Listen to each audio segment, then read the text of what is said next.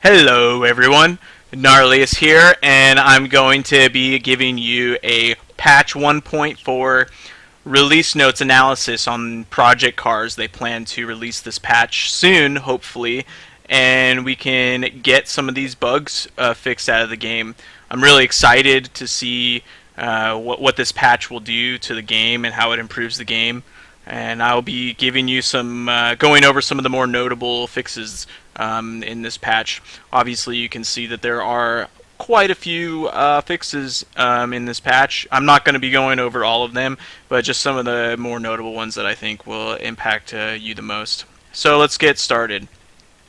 The first one that I think we'll spend some time talking about is the physics and the AI. So here, um, there was an issue that wouldn't display or the AI weren't displaying correctly their tire degradation, and as a result, they have fixed that, and the wear is more noticeable now with AI and the loss of grip that results from tire degradation. So that is good, because the AI were like, Michael Schumacher. They wouldn't make any mistakes ever, and it looked like their cars were always so hooked up, especially on the higher settings and the higher difficulties. So that will be cool.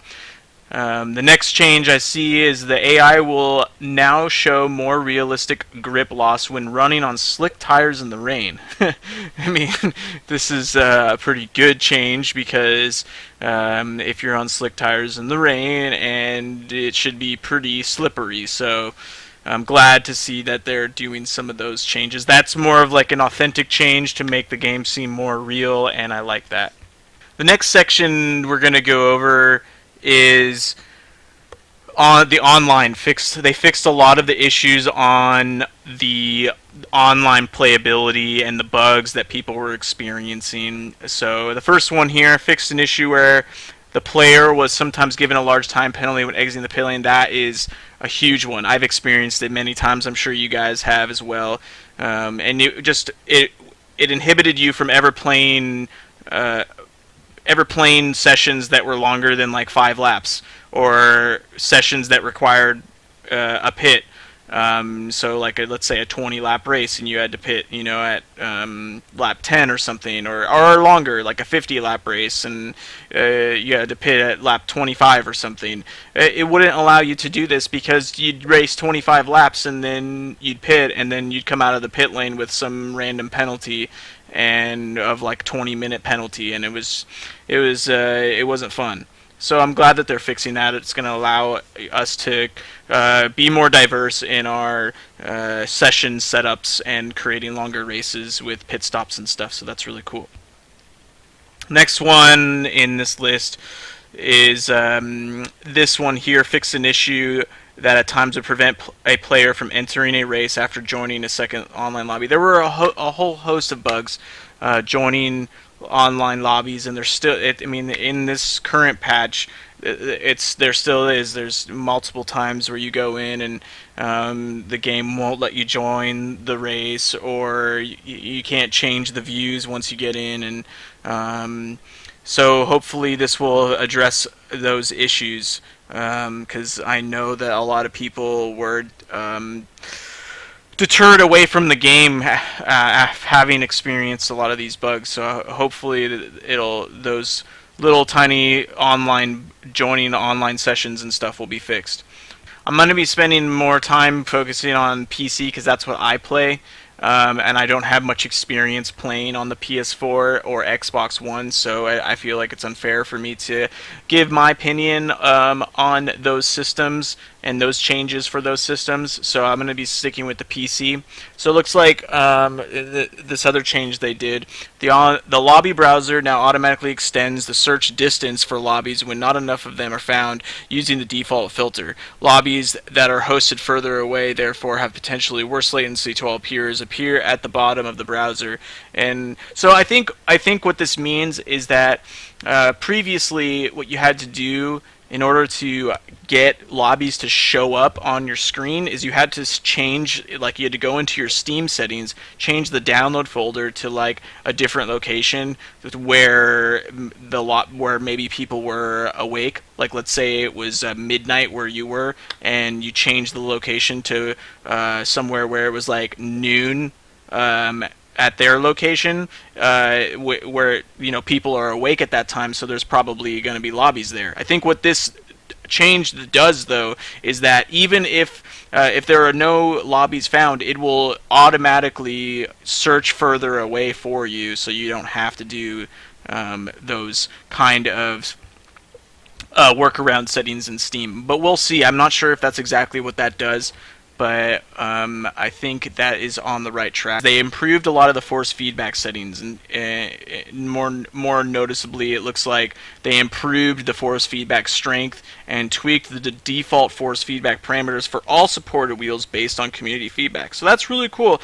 I'm glad Project Cars is listening to the community and gathering feedback from them and then developing the game around that. I think that's extremely important, and I'm glad that they're doing that.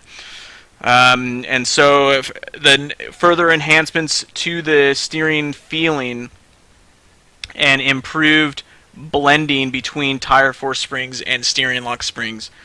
So I think this is just going to overall improve the force feedback settings and how it feels to you when you drive on your steering wheel.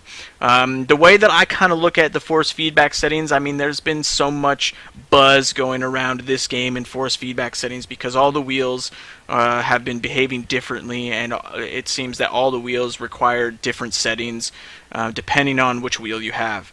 And there's been so much tinkering and stuff. Like, I've done a lot of tinkering with my wheel to get it set up to where it feels good.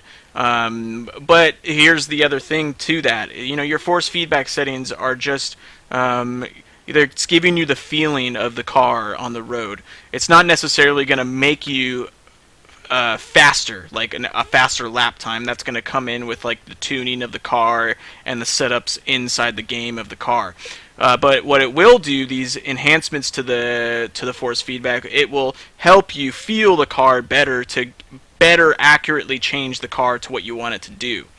I hope that's what this is going to do.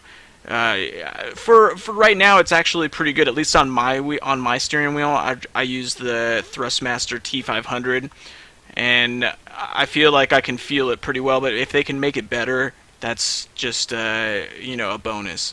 To me at this point. But like I said, the force feedback settings, you can play with them forever, and but ultimately, like I've played with my force feedback settings a lot, and I was able to perform and produce the very similar lap times with drastic different changes on force feedback settings.